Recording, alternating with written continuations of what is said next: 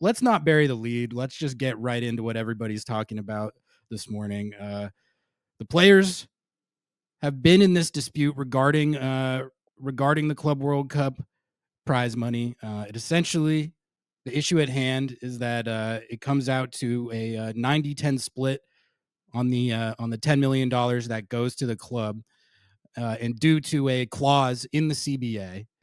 But clearly, when the CBA was negotiated, it wasn't taking into account the potential of a tournament with this much prize money. So it's a situation where you have a split that the players very strongly believe is unfair, and they haven't been able to have a dialogue about addressing that. And I think that appears to be the primary source of frustration, as far as I can tell, is that they're trying to get someone to the table and they can't do it. So they have resorted to this protest where they come out in the shirts that obviously grab a lot of attention. Uh, Nico, I guess, what did you think when you first saw the shirts? And do you think this is the right way to go about advocating for what they're trying to get here? I don't know if there is a right way to do it, and therefore I'd have to say that I was okay with it. Quite frankly, I get tired and I have little patience for the thought process that athletes are show ponies and they should just be lucky and happy to be getting paid to play a sport, as if organizations weren't becoming very lucratively, economically and financially taken care of because of the product on the field, regardless of the sport. And so for me, if the players are unhappy, and it does seem like, and we've said this before, right? When we first heard about what was going on with Jada, put out that first article, and I had told you that I had heard this brewing in the back of, behind the scenes, if you will. They should be able to express themselves in a way that creates some sort of traffic to their cause. And I thought they did that. It was pretty creative the way they did it. The design, the way they kind of surprised everybody. Brian Schmetzer had no idea. The club looked like they didn't really have any idea. They came out with and for the warm ups, they came out with the shirts, and they walked into the field with shirts. So I think it's great. Again, I don't know if there's a right or wrong way to do it, because it is very particular. This is a very particular situation that we're dealing with. The players, they have a union, they have a CBA, there is a league, but when there is an unforeseen or never seen before sort of tournament, there should be some sort of adjustments to that contract, and to me that's very clear. And that goes in terms of the pay that these players are getting, that at this moment it's $1 million, and for all the players it'll come out to about $33,000 to $40,000, something like that, for each player. And if the players are not happy, then the product on the field won't be the best. And I feel like that's gonna handicap and hinder the entertainment portion, the competitive portion. So it's a bad situation. And let me conclude by just saying this: I'm with the players on this specific matter. The I don't know what the rationale is, or why there have not been any talks with the players, but the reality that there are no negotiations with the players at all when we are a couple of weeks from the start of the tournament is unexcusable. At the very least, there should have been a Zoom call with the players, player representatives, the players union, somebody to figure this out. And just the negligence of letting it just try to fade in the background and basically saying, figure it out, you guys are going to have to play, that bothers me. And I feel like that's why the players needed a way to express their unhappiness with how things are going, and the frustration with the fact that talks have not even started. And I think that's the main point of the whole thing, just like you said. And I am totally on the player side when it comes to not understanding why those conversations have not started. Let's talk about how Brian Schmetzer handled this, because I was thinking about it this morning, Nico, and this has got to be one of the most interesting situations that I've ever seen a coach have to deal with, because he inherently kind of has to work both sides of it. As the coach, you're supposed to have your players back pretty unconditionally, and that doesn't mean not holding them accountable. It just means that you're supposed to go to bat for them, generally speaking. But you're also beholden to the owner, right? And Brian Schmetzer have had and Adrian Hanauer have had a strong working relationship, to the best of my knowledge. But he can't really go out there and go to bat for the players fully. I think, as we saw at his press conference, um, because he's sort of he's beholden to the other side of it as well. So I just think it's such an interesting curveball for a coach to be thrown. I don't think Schmetz, when he went to the stadium yesterday, uh, had any idea that he was going to end up in the situation that he was in before the game and post game. And I think you could see at his press conference that he tried to be deferential to, like he said, I understand where the players are coming from, but Nico, I felt like he was more like he brought up a couple of he said at the end, like, if you're going to do that, you have to back it up, and you have to show in the game that that whatever's going on off the field like this isn't going to affect your performance. And he said it was something to the effect of, like, by losing the game, they open themselves up to that question and that critique of whether or not their focus was actually fully on the task at hand, which was beating Minnesota United. What did you make of the Schmetz presser? I just thought he was frustrated, and I tend to give, not all the time, and depending on how things are said, a pass to a coach that clearly has so many emotions. He's got the emotions of a frustrating game, losing a game almost in the lapse of 8 to 10 minutes, when you with without necessarily being in control of it, as in you were the way better team. You had control of the ball. You could have done things better. He kind of felt like the game that you could have won that game. So there's that frustration, and there's the frustration of everything that's going on and that I wasn't aware of. The guys coming off with those shirts, you're immediately thinking what the backlash is going to be. And then you got the questions from us, the media members. So at times you're impulsive and you're kind of on the hot seat at the moment in time. And I think Brian has said this several times, where he's like, look, I'm going to have to watch tape again or whatever. And I think in this one, maybe he would want to have some of those comments back, because I do feel like he comes off across almost as blaming that loss on players being distracted. And he didn't It go out. felt like he was implying that. Yeah, he didn't go I don't out there know if and that's say like it, but he implied misreading it. it, but he No, no, implied it. exactly.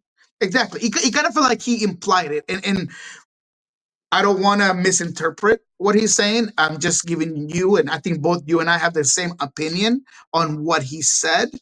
And I would like to ask him again later this week, when he has time to simmer down and maybe go back and look at his own comments and figure out if he's going to want to retract those or not. But I feel like it was an emotional response, but I did not feel like it was the right way to answer that. If I'm upset and I don't want to get caught up, I'm just going to say no comment, or I'm going to say, look, this is not the task at hand right now. This is not what I'm worried about. And he kind of said that about some of the questions in regards to Club World Cup, right? We're not worried about it. It's not the time. I'm worried about the loss right now and what's coming up with Vancouver. He could have said that, but I feel like he needed to get it out because he was that frustrated. But I feel like it was a wrong decision. I don't think it came across either the way he wanted it or the way it should have came out, of course. Yeah, but like you also have to remember he's got Hanauer sitting right there. He was at the Hanauer is at the presser. Did he not make Yes, an entrance halfway through? And you it's a were in the valid room. point. You were in the room, right?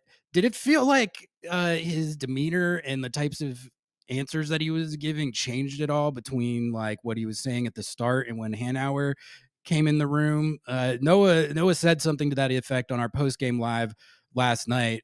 I wasn't in there, so I don't know, but I guess it's just a pretty crazy situation for him to be in, to have to be addressing that in a situation where you would you would think that going to bat for unhappy players would be like the default response, but like you got the owner right there who I cannot imagine that Adrian Hanauer is happy about any of this. Oh no, no, not at all. And that's a great point. I didn't think about it. I don't remember the exact time when Adrian Hanauer came in, but I remember walking out of that room and me and him kind of crossed paths on that side of the press conference room. And he usually, shakes hands, says hello, and he just was kind of very straight faced and just walked past. So yeah, I'm sure that he's not happy, but it's a valid point. I mean, if your boss walks in your crew meeting where your employees or whatever are unhappy with the situation, and the guy who's either your supervisor or the guy who writes your check walks into the room, it might change your demeanor. And it does make sense because he kind of gradually got more severe with his answers, or a lot more determined to not necessarily back the players up. And maybe that had a lot to do with it, because the last question about whether it was a distraction, that's when he really went off and said or implied that maybe it had something to do with it and that the players should have to back it up. So yeah, it probably had a lot to do with it. I think anyone but who's but I still don't condone it. I still don't like it. I feel like Brown would have came up on top by either not commenting on it, giving you a diplomatic non-answer, or having the players back. I feel like he chose the wrong one out of all those four possibilities, and it could create some sort of situation with the players where there is some animosity. I mean, I don't know. I don't want to look too much into it, and I don't want to make it seem like it could be a thing. But me, in my opinion, if I heard it and I was trying to share my frustration and do it in a way that everyone saw, and I'm not coming at you, the coach, because I know that it's above your paycheck. It's not something that you can change. But then you don't really have my back. It might make me feel some sort of way. anyone who's worked in corporate America can probably relate to a situation where it feels like a panel of corporate oligarchs are getting all of the financial benefit from work that other people are doing. And I think the players' frustration fundamentally is I mean, Nico, a 90-10 split, let's be real. That doesn't make sense. It doesn't. Like, and Stefan Fry made the point that, if a team like the Sounders did happen to make like a surprise run and advance further in the tournament, where we're talking about that prize money just going up and up and up and up, and they're still capped at $1 million, that creates a situation that's unfair, just like statistically. But I think the counterpoint that we were talking about last night is that it's sort of a bed that got made with this CBA agreement. Like the CBA, I think, is pretty clear cut on that cap, uh, but then it also didn't take into account the the occurrence of a tournament like this, where the No, prize money is so much higher than Open Cup and Leagues Cup. So and that's a valid argument, Ari. That is a valid argument when a yeah, contract, regardless of what it is, goes against a situation that's not speculated in that specific contract. It has to be reassessed. It has to be revised and it has to be adjusted. So it makes sense that the players are saying, look, I understand that we have a CBA that handles everything else, and that's why you're not seeing them complain about Leagues Cup or other, tournaments that they have to do. But when it comes to something that is a new format that has a substantially bigger payout and that is a FIFA globally seen tournament, then we should get compensated for it. And the players are going to be taking, 3 extra games. They're going to be separated from their families for about a week or so because they're going to, do some sort of camp here within the city. So there are all these things where if I'm a player, look, what if I get hurt? What if I'm pushing really, really hard and something happens to me? I mean, I should be able to get compensated. So all the people that kind of feel like these are just divas and they should just go to work and not worry. All I have to say is being an athlete is completely different than any other job. The longevity of it is completely different. The insurance, everything that comes with it, you can't compare it to a 7 to 4 job. I mean, you can't, right? Or 8 to 5 or whatever. You have to understand that these players are providing a service. They are living their lives completely different to provide you their best of their capacities. And if they're unhappy about something like this, they should at least be heard.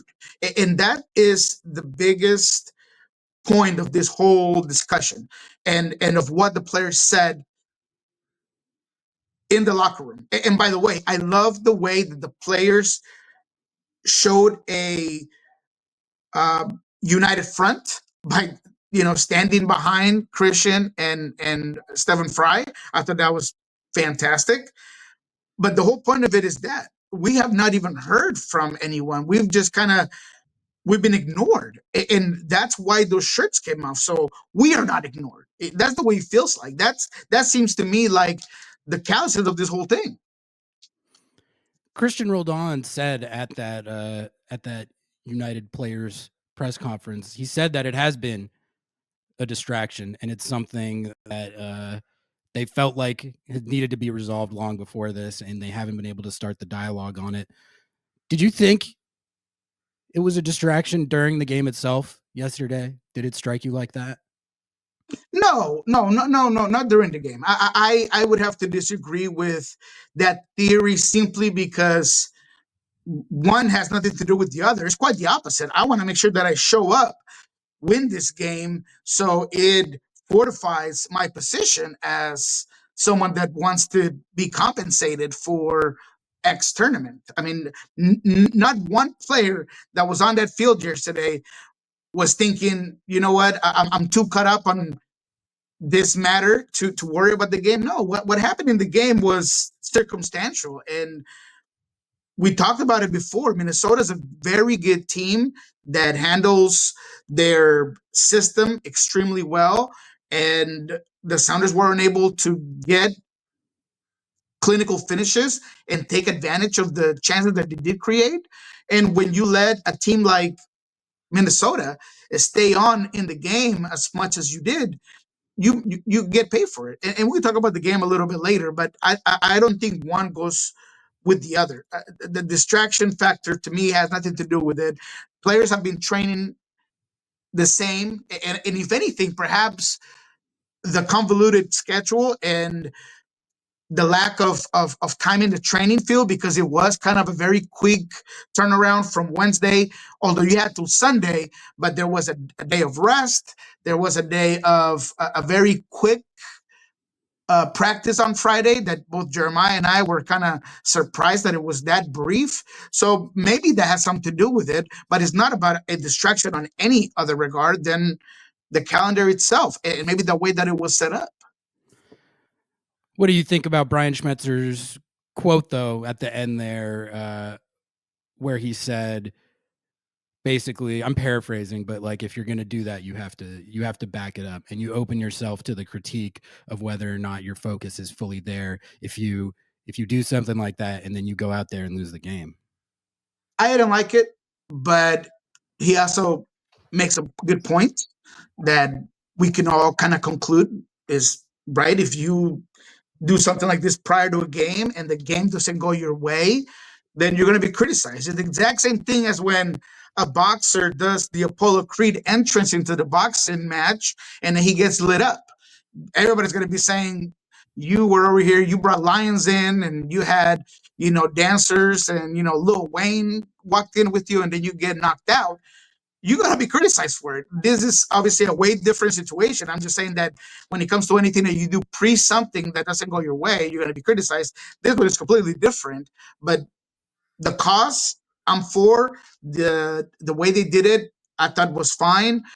But they do open themselves up for criticism when the game doesn't go your way, because immediately people are going to go with the easiest thing to blame, which is players weren't concentrated, players weren't united, there was issues with Brian. I mean, whatever the comment is currently about the situation prior, they did open themselves up for it because of the situation. But I do not agree with the fact that it did affect the game. I just think that's, I don't know. I don't want to call it naive either, but I don't think it's accurate. It's an inaccurate representation, in my opinion, of what really happened. I mean, the game just got out of hand from this team in 8 to 10 minutes in that second half.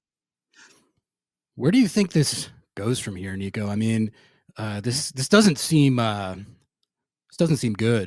I don't know if I've seen a public dispute like this, like to this degree, between every player on the team was wearing one of the shirts, and then the owner is obviously, they said they haven't even had any dialogue about it, but he clearly feels as though he's within every right, both legally and ethically, to adhere strictly by the CBA, pay out the $1 million for the players to split, and then the club gets the rest. It's not like he's pocketing it. I think there is like a there's some sort of stipulation, right, that the club has to use that money to like invest back in the club. But Hanauer, I mean, from what I can tell, it doesn't seem like he has any intention of deviating from that, and the players have been unhappy about that. They remain unhappy about that, and it seems like their beef here is with the owner as much as anyone. It's with the league as well. It's with FIFA to an extent.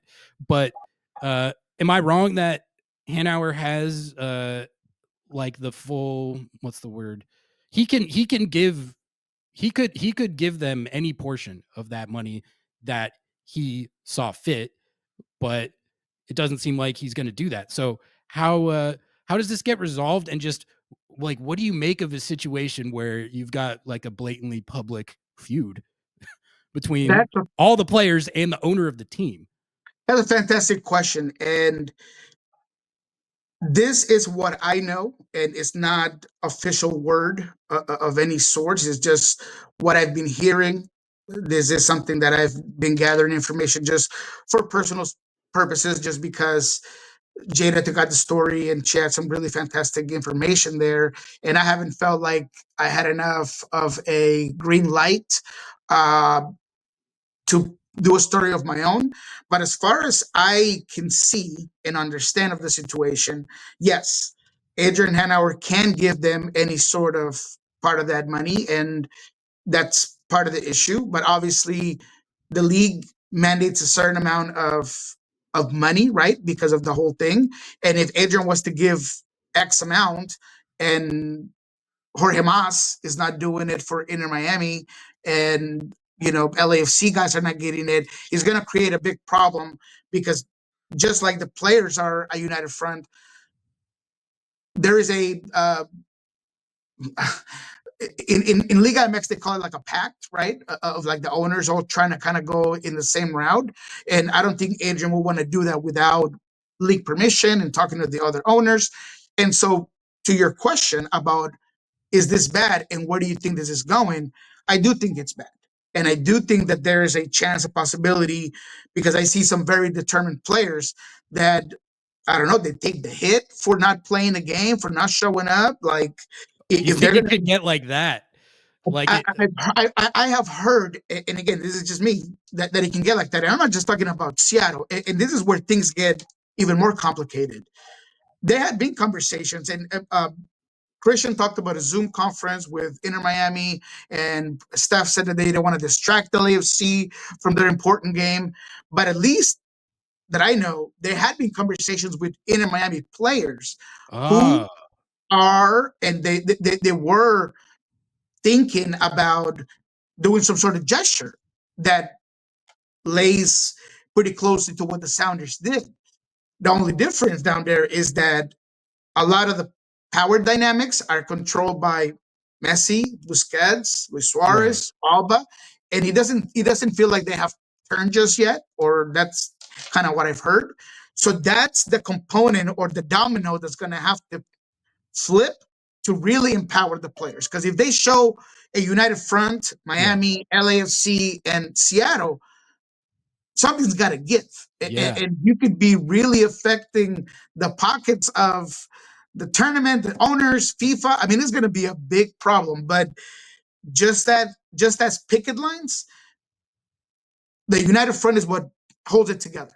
If one team folds, then it doesn't work. But if all teams, all the players can say, hey, look, this is unfair. Are you getting this? How much are you getting? Oh, this is what I'm getting. And they could really be transparent about it, and they're not happy. Look, man, it is a bad situation, but it could turn to a point of a game of chicken. The Inter Miami component of it is new information to me. And that is where it gets, like you said, even more interesting. Because uh, Lionel Messi, Sergio Busquets, Jordi Alba, the Barca boys, I don't think the Club World Cup prize money means all that much to those guys individually. But Inter Miami have a lot of guys on their team that are just normal MLS guys as well, like Fafa and Yannick Bright. This stuff that the Sounders players are talking about affects those guys as well. And I can't imagine that a lot of the guys on Inter Miami, or frankly now LAFC, now that they're in it, I can't imagine they feel bad fairness and equity of it. So uh, if Seattle, Inter Miami, and LAFC all unite on this, Nico, what if what if Lionel Messi and the Barca boys? What if they come out and say, "Look, we have solidarity with our teammates, our MLS brethren.